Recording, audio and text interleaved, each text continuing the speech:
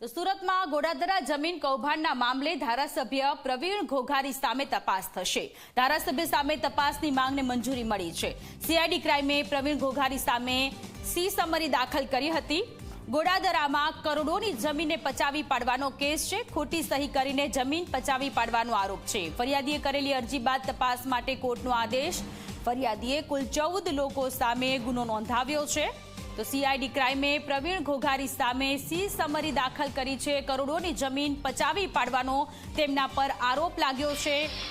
CID ક્રાઇમે Pravin Ghoghari સામે C summary દાખલ કરી ખોટી સહી કરી અને જમીન પચાવી પાડવાનો આક્ષેપ તેમના પર લાગ્યો છે। સંવાદદાતા ચેતન આપણી સાથે જોડાયેલા છે। ચેતન, ખોટી સહી કરી જમીન પચાવી પાડવાનો આરોપ લાગ્યો છે પ્રવીણ ઘોઘારી પર, તેની સામે સી સમરી દાખલ કરી છે, વધુ જાણકારી શું છે?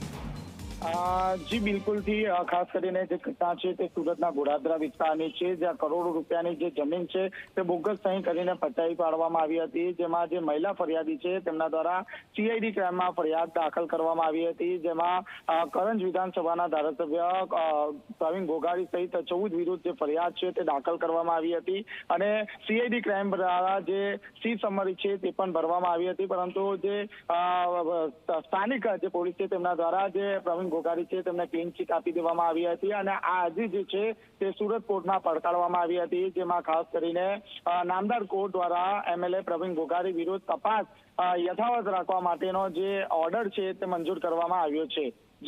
જી આભાર ચેતન તમામ વિગતો માટે।